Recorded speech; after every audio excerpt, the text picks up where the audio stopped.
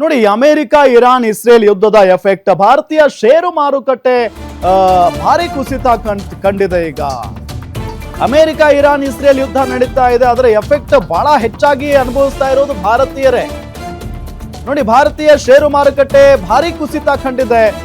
ಹೂಡಿಕೆದಾರರ 7.6 ಟ್ರಿಲಿಯನ್ ರೂಪಾಯಿ ಹಣ ನೀರು ಪಾಲಾಗಿದೆ. ಈಗ ಬರೋಬ್ಬರಿ 1548 ಅಂಕ ಕುಸಿತ ಕಂಡಿದೆ ಮುಂಬೈ ಸೆಕ್ಷನ್.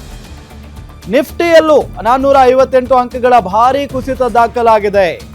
ನೋಡಿ, ಅಮೆರಿಕ ಇರಾನ್ ಇಸ್ರೇಲ್ನ ನಡುವೆ ನಡೀತಾ ಇರುವಂತ ಯುದ್ಧ ಭಾರತಕ್ಕೆ ಎಷ್ಟರ ಮಟ್ಟಿಗೆ ಎಫೆಕ್ಟ್ ಆಗ್ತಾ ಇದೆ ಅಂತ ಹೇಳಿದ್ರೆ, ಒಂದ್ ಕಡೆ ಈ ಸಿಲಿಂಡರ್ ಅಭಾವ, ಮತ್ತೊಂದು ಕಡೆ ಷೇರು ಮಾರುಕಟ್ಟೆಯ ಮೇಲೆ ದೊಡ್ಡ ಮಟ್ಟದ ಹೊಡೆತ. ಸೊ ನಿರಂತರವಾಗಿ ಭಾರತೀಯರಿಗೆ ಇದು ಸಂಕಷ್ಟನೇ. ಸೊ ಒಂದ್ ಕಡೆ ಕೊಲ್ಲಿ ರಾಷ್ಟ್ರಗಳು ಅಥವಾ ಗಲ್ಫ್ ರಾಷ್ಟ್ರಗಳು ಒದ್ದಾಡ್ತಾ ಇದ್ದಾವೆ, ಇನ್ನೊಂದು ಕಡೆ ಭಾರತೀಯರು ಕೂಡ ಒದ್ದಾಡ್ತಾ ಇದ್ದೀವಿ.